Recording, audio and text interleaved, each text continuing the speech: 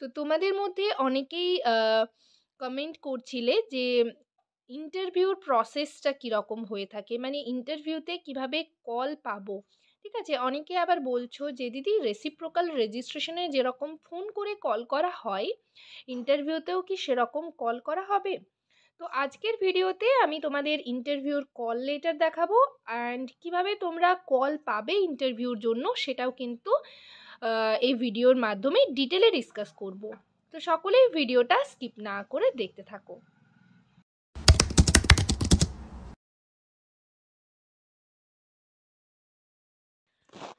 Hello সবাইকে, journey of a nurse চ্যানেলে তোমাদের আবারও ওয়েলকাম জানাই। তো আজকে আমি আরেকটা রিকোয়েস্টেড টপিক নিয়ে তোমাদের সাথে ডিসকাস করব।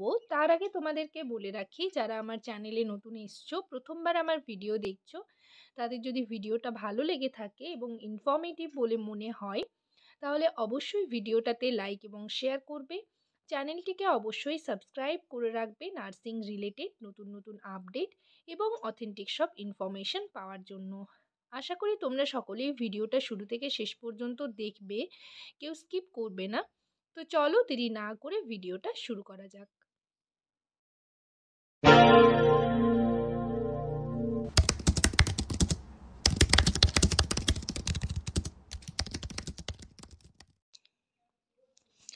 দেখো, প্রথমে আমি তোমাদের ইন্টারভিউর প্রসেসটা বলি যে কিভাবে তোমরা কল পাবে ইন্টারভিউর জন্য। দেখো, প্রথমেই হচ্ছে তোমাদের যখনই নোটিশটা পাবলিশড হবে তখন তোমাদের ফর্ম ফিল আপ করতে হবে। ফর্ম ফিল আপ যে মাসে করলে তার 2-3 মাস, মানে 3 থেকে 4 মাস, মোটামুটি 4 মাসের মধ্যে তোমাদের ইন্টারভিউ হবে এবং ইন্টারভিউর জন্য তোমরা কল লেটার থাকবে, সেটা ডাউনলোড করতে হবে। তো সেগুলো আমি আসছি। তো মোটামুটি 3-4 মাসের মধ্যে ইন্টারভিউ হবে। আর কল লেটারটা তোমরা হচ্ছে মোটামুটি 1 মাস আগে পেয়ে যাবে, 1 মাস বা 20-25 দিন আগে। ঠিক আছে, আর তার 4 মাস, 4 থেকে 5 মাস পর কিন্তু তোমাদের জয়েন করানো হবে। মানে 3-4 মাসের মধ্যে প্যানেল বের হবে এবং তার কিছুদিনের মধ্যেই কিন্তু 15-20 দিনের মধ্যেই কিন্তু জয়েন করানো হয়ে থাকে। এটাই প্রতি বছর হয়। তো যাই হোক, এবছর কীরকম কি হচ্ছে দেখো, আগে নোটিশটা পাবলিশড হোক। তো তার মধ্যেই তোমাদের অনেকের জানার ইচ্ছে যে কিভাবে ইন্টারভিউর জন্য কল পাবে, ইন্টারভিউর জন্য ফোন করে ডাকা হয় কিনা ক্যান্ডিডেটকে, এটা আমাকে অনেকেই জিজ্ঞেস করছিলে। তো সেটার জন্য বলে রাখি তোমাদের, দেখো ইন্টারভিউর জন্য কোনো প্রকার কল কাউকে কিন্তু করা হয় না, ফোন কলস কিন্তু হয় না। ঠিক আছে, আর যেরকম তোমরা কন্ট্রাকচুয়ালগুলোতে দেখেছো যে ইমেইলের মাধ্যমে বা হচ্ছে মেসেজ করা হয় বা এরকম এসএমএস করা হয়, তো সেরকমটা কোনো ব্যাপার নেই। এক্ষেত্রে কিন্তু তোমরা ফর্ম ফিল আপ করবে। ফর্ম ফিল আপ করার পর 4 মাসের মধ্যে কিন্তু কল লেটার আসবে এবং কল লেটারেই কিন্তু লেখা থাকবে তোমার ইন্টারভিউ ডেট এবং সেই হিসাবে তোমাকে কিন্তু নিজের থেকে যেতে হবে। কল লেটারটা আসবে, কল লেটার ডাউনলোড করবে। ডাউনলোড করার পর যেদিন ডেট দেখবে, কল লেটারেই আমি দেখাচ্ছি তোমাদের, কল লেটারেই লেখা থাকবে ডেটটা। ঠিক আছে, যে কবে তোমার ইন্টারভিউ হবে, ডেট অ্যান্ড টাইম, প্লেস। ঠিক আছে, এই সমস্ত কিছু লেখা থাকবে, কোন ফ্লোরে হবে, কোন টেবিলে হবে, সেই সমস্ত কিছু লেখা থাকবে। তো এই গেল তোমাদের মানে ইন্টারভিউর প্রসেস। ঠিক আছে, ইন্টারভিউ আগে ফর্ম ফিল আপ হয়, দেন 3 থেকে 4 মাসের মধ্যে ইন্টারভিউ হয় এবং তার 4 মাসের মধ্যে প্যানেল বের করে 15-20 দিনের মধ্যে কিন্তু জয়েন করানো হয়ে থাকে। এটাই কিন্তু হয়ে থাকে। আগের বছর যেরকম দেখো ডিসেম্বরে নোটিশ পাবলিশড হয়েছিল, ডিসেম্বরেই ফর্ম ফিল আপ কিন্তু হয়ে গেছিলো। ফর্ম ফিল আপের ডেট দেওয়ার পর হচ্ছে কিছুদিন পর তোমাদের যাদের যদি কারোর মিস্টেক হয়ে থাকে তাহলে সেটা কিন্তু সলভ করার জন্য আরও একটা ডেট দেওয়া হয়ে থাকে। দেন মার্চ এপ্রিলের মধ্যে কিন্তু ইন্টারভিউ হয়ে থাকে এবং তারপর আগস্টের দিকে প্যানেল বের করা হয় আর সেপ্টেম্বরে কিন্তু জয়েন করানো হয়, যেটা আগের বারে হয়েছিল। ঠিক আছে, লাস্ট রিক্রুটমেন্টে। তো যাই হোক, এরপর অনেকেই দেখতে চেয়েছিলে যে কল লেটার কীরকম হয়, তো আমি সেটাই একটা স্যাম্পল নিয়ে এসেছি তোমাদের দেখানোর জন্য। কল লেটারটা তোমাদের পুরোটা আমি দেখিয়ে দিচ্ছি, দেখো কীরকম হয়ে থাকে। এটা হচ্ছে ফার্স্ট পেজ। ঠিক আছে, দেখো লেখাই রয়েছে West Bengal health recruitment board, ভেনফিশ tower, 1st, 2nd and 3rd floor, GN31, sector 5, Salt Lake, Kolkata. ঠিক আছে, এখানেই কিন্তু তোমাদের ইন্টারভিউ হবে। তো এখানে দেখো মেল আইডি রয়েছে, ফোন নাম্বার রয়েছে, ঠিক আছে। আর ইন্টারভিউ কল লেটার উপরে হেডিংয়ে লেখা রয়েছে, ডেট দেওয়া রয়েছে, বাঁদিকে হচ্ছে অ্যাডভার্টাইজমেন্ট নম্বর দেওয়া রয়েছে। তারপর কিন্তু তোমার যখন তুমি হচ্ছে ওয়েবসাইটে চেক করবে কল লেটার এসছে কিনা, কল লেটার কারোর আগে কারোর পরে এরকমভাবে পাবলিশড হয়ে থাকে, বাট মোটামুটি সবাই পেয়ে যাবে, ঠিক আছে। তো কল লেটারে দেখো ক্যান্ডিডেটের নেম লেখা থাকবে, নেমটা আমি হাইড করেছি, তো যাই হোক নেম লেখা থাকবে। দেন হচ্ছে দেখো পরের ছকটাতে অ্যাড্রেস থাকবে, পুরো অ্যাড্রেস তোমার দেওয়া থাকবে, তুমি যেটাতে ফর্ম ফিল আপ করবে সেই অ্যাড্রেসে যেরকম লিখেছো সেই অ্যাড্রেসটাই এখানে দেওয়া থাকবে। তারপর দেখো রয়েছে ক্যাটেগরি, ক্যাটেগরিটা হচ্ছে আনরিজার্ভড, রিজার্ভ, যার যেরকম ক্যাটেগরি সেটা থাকবে। আর রেজিস্ট্রেশন নম্বর যেটা দিয়েছো সেই রেজিস্ট্রেশন নাম্বারটা কিন্তু এখানে থাকবে, ঠিক আছে। নেক্সট দেখো কি রয়েছে, এই যে প্লেস অফ রিপোর্টিং, এটাই হচ্ছে তোমার ইন্টারভিউ ডেট। এখানে প্লেস রয়েছে, তারপর ডেট থাকবে, রিপোর্টিং টাইম, দেন শিফট। তো এখানে দেখো প্লেস অফ রিপোর্টিং রয়েছে, প্লেসটা কি, প্লেসটা সবার একই, Benfish tower, second floor, GN31, sector 5, Salt Lake, Kolkata. এত ডেট অফ ইন্টারভিউ, এর ডেট পড়েছিল 26/4/2023, 1:30, টাইমটা রয়েছে 1:30। তো যার যেরকম ডেট পড়বে, এখানে কিন্তু তোমরা ফার্স্ট পেজটাতে কল লেটারে 3টে পেজ থাকবে। ফার্স্ট পেজে তোমার name, address and interview date, place, কোন শিফটে হচ্ছে, টাইম, সেই সমস্ত কিছু তোমরা পেয়ে যাবে। আর এখানে দেখো অ্যাটেন্ডেন্ট অ্যালোটেড টেবিল, টেবিল নম্বর 3। তো এখানে তোমাদের আমি বলেছিলাম যে প্রত্যেকটা রুমে হচ্ছে 2টো করে টেবিল থাকে, না 1টা করেই টেবিল থাকে, ঠিক আছে। প্রত্যেকটা ফ্লোরে 3টে করে টেবিল থাকে, 3টে রুম থাকে, 3টে টেবিল থাকে, এবং 3টে টেবিলে হচ্ছে 2জন করে ইন্টারভিউয়ার থেকে থাকেন। তো সেটা হচ্ছে ইন্টারভিউর কল লেটারেই তুমি দেখতে পেয়ে যাবে যে তোমার কোন টেবিলে রয়েছে। এটা গেল ফার্স্ট পেজ, কল লেটারের ফার্স্ট পেজ। সেকেন্ড পেজ কি, সেকেন্ড পেজ তুমি যে ফর্মটা ফিল আপ করেছিলে সেই পেজটাই কিন্তু এখানে দেওয়া রয়েছে। দেখো নেম রয়েছে, অ্যাড্রেস রয়েছে, পোস্ট হচ্ছে কোন পোস্টের জন্য, স্টাফ নার্স গ্রেড 2, ডান দিকে হচ্ছে পাসপোর্ট সাইজে তুমি যে ফটোটা দেবে সেটা, এটা কিন্তু তোমরা যেটা ফর্ম ফিল আপ করেছিলে সেটাই কিন্তু এখানে দেওয়া রয়েছে।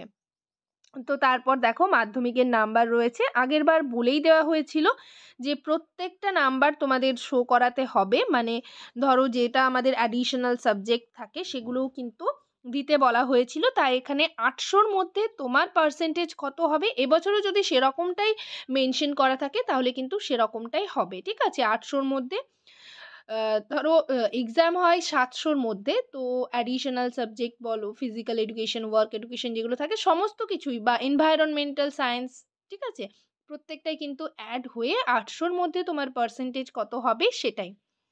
নেক্সট হায়ার সেকেন্ডারিতেও কিন্তু সেম, যাদের ফোর্থ সাবজেক্ট থেকে মানে আছে সেটাও যদি মেনশন থাকে তাহলে ফোর্থ সাবজেক্টটাও অ্যাড করে পার্সেন্টেজ কীরকম হচ্ছে, তো এটাতে কিন্তু পার্সেন্টেজ একটু ওলটপালট হয়, ঠিক আছে। যদি তোমার দেখা যায় ফোর্থ সাবজেক্টে খুবই কম নাম্বার হয়ে থাকে, ধরো ফোর্থ সাবজেক্ট সেরকমভাবে হেলাফেলা করেই পড়া হয়, তো সেক্ষেত্রে যদি কারোর একদমই কম থাকে তাহলে পার্সেন্টেজ যদি তোমার 80 হয় সেটা কিন্তু একটু কমে যাবে, 79 বা 78 এরকম হচ্ছে পার্সেন্টেজ দেখা যাচ্ছে কারোর কারোর কমে যাচ্ছে।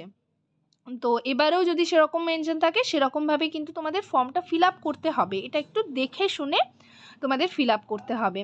নেক্সট দেখো এইচএসের নাম, এইচএস হয়ে গেল, এরপর হচ্ছে তোমাদের জিএনএম এর নাম্বার, যারা জিএনএম করেছো তাদের 3 ইয়ার্সের মার্কশিট, যারা বিএসসি করেছো তাদের 4th ইয়ারের মার্কশিট। এখানেও কিন্তু অ্যাডিশনাল সাবজেক্ট অ্যাড করতে বলা হয়েছিল। তো জিএনএম এর ক্ষেত্রে ধরো জিএনএম এর ক্ষেত্রে যেটা ইন্টার্নশিপের নাম্বার সেটাও কিন্তু অ্যাড করে যার যেটা পার্সেন্টেজ হবে সেটাই কিন্তু অ্যাড করতে হবে। আর এখানে আরেকটা মানে ফর্ম ফিল আপের টাইমে তোমরা দেখতে পারবে আরেকটা ছক থাকে যেটাতে এটা লেখা রয়েছে, দেখো registration as nurse midwifery from West Bengal nursing council, relevant documents two B attached. তো এখানে 100 ফুল মার্কস রয়েছে, এটা 100-100ই মানে করতে হয়, ঠিক আছে।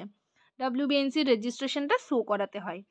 নেক্সট দেখো এক্সপিরিয়েন্সে যার যেরকম হবে সেটাই কিন্তু তোমরা অ্যাড করে পুরো ইয়ারটা বসাবে, যদি কারোর মান্থস হয়ে থাকে মান্থস বসাবে।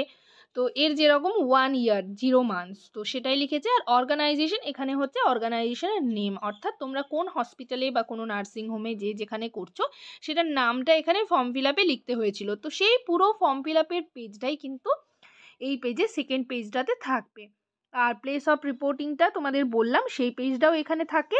থার্ড থার্ড যে পেজটা এই যে এখানে কি কি তোমরা ইউজ করবে সেইগুলো বলা হয়েছে, ঠিক আছে, কি ইউজ করবে না, ফোন নিয়ে যাওয়া যাবে না, ল্যাপটপ থাকবে না, সেই সমস্ত কিছু এখানে কিন্তু নট অ্যালাউড সেই সমস্ত কিছু লেখা রয়েছে। তো মোটামুটি ইন্টারভিউর জন্য এই 3টে পেজ থাকে। আর ফর্ম ফিল আপ তোমরা অনেকেই জানতে চেয়েছিলে যে কিভাবে দিদি ফর্ম ফিল আপ হবে, ফর্ম ফিল আপের সময় কী কী লাগে। দেখো ফর্ম ফিল আপের পেজটা কিন্তু এটাই। আর এগুলোর সাথে তোমাদের রিলেভেন্ট ডকুমেন্টস লাগে, সেটা আমি বলেছি, অর্থাৎ মাধ্যমিকের মার্কশিট, এগুলো প্রত্যেকটা করে কিন্তু স্ক্যান্ড কপি অর্থাৎ পিডিএফ করে তোমাদের দিতে হয়, এবং রেজিস্ট্রেশনটাও মাস্ট। অনেকেই কমেন্ট করছিলে দিদি ফ্রেশার্স ক্যান্ডিডেট অ্যাপ্লাই করতে পারবে কি না। হ্যাঁ, অ্যাপ্লাই করতে পারবে, বাট ডাব্লিউবিএনসির রেজিস্ট্রেশন কিন্তু মাস্ট। যদি তোমার কাছে ডাব্লিউবিএনসির রেজিস্ট্রেশন থাকে তবে তুমি একেবারে ফিল আপ করতে পারবে। তো এইভাবে তোমরা ফর্মটা ফিল আপ করবে, এবং তারপর দেখতেই পাচ্ছ কল লেটারটা পাবে। কল লেটার এরকম first page, second page, third page. তো এরপর আমি বলি কল লেটার ডাউনলোড করার পর তোমরা হচ্ছে 2টো কপি প্রিন্ট আউট করবে, প্রত্যেকটা পেজে 2 কপি করে প্রিন্ট আউট বের করবে। হ্যাঁ, প্রিন্ট আউট বের করার পর তোমরা যেদিন ইন্টারভিউ দিতে যাবে প্রত্যেকটা ডকুমেন্টস নিয়ে যাবে, তার সাথে প্রিন্ট আউট এই 2 কপি নিয়ে যাবে। এবার 1 কপি হচ্ছে ওনারা স্ট্যাম্প দিয়ে হচ্ছে মানে দুটোতেই স্ট্যাম্প দেবে, 1 কপি তোমাদের কাছে রাখতে দেবে, আর 1 কপি ওনারা কিন্তু নিয়ে নেবেন। তো দেন তোমাদের ইন্টারভিউর পুরো প্রসেস হবে। ইন্টারভিউ হলে তোমাদের কীরকম কী করা হয়ে থাকে দেখবে, লিখতে দেওয়া হয় বাংলাতে, একজন বলবেন সেটা শুনে আরেকজন মানে সবাইকে লিখতে হবে। যতজন ক্যান্ডিডেট থাকবে সবাই একটা রুমের মধ্যে বসে তোমাদের কিন্তু সেই বাংলা লেখাটা স্পষ্ট করে ক্লিয়ারলি নির্ভুলভাবে লেখার চেষ্টা করবে, তোমরা সেটা লিখতে হবে।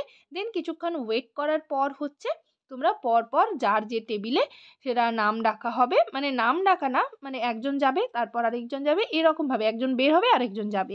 তো সেটা কোনো মানে সিরিয়াল হিসাবে হয় না, ঠিক আছে, যে যেরকমভাবে বসবে সেরকমভাবেই কিন্তু তোমরা পরপর ইন্টারভিউর জন্য যাবে। তো এটা নিয়ে আমার অলরেডি একটা ভিডিও রয়েছে, তোমরা সেটা দেখতে পারো, বা তোমরা যদি রিকোয়েস্ট করো যে ইন্টারভিউ পুরো প্রসেসটা মানে ইন্টারভিউ হলে গিয়ে কীরকম কী হয়ে থাকে সেটা নিয়ে আমি আরেকটা ভিডিও দিয়ে দেবো, ঠিক আছে। তো আজকের সেশনে এই পর্যন্তই। ভিডিওটা যদি তোমাদের ইনফরমেটিভ এবং হেল্পফুল বলে মনে হয় তাহলে অবশ্যই ভিডিওটাতে লাইক এবং শেয়ার করবে। চ্যানেলটিকে অবশ্যই সাবস্ক্রাইব করে রাখবে নার্সিং রিলেটেড নতুন নতুন আপডেট এবং অথেন্টিক সব ইনফরমেশন পাওয়ার জন্য। সবাই ভালো থেকো, সুস্থ থেকো। নেক্সট ভিডিওতে আবার তোমাদের সাথে দেখা হচ্ছে। কোনো কোয়ারিজ থাকলে অবশ্যই কমেন্ট সেকশনে জানাবে। Thank you.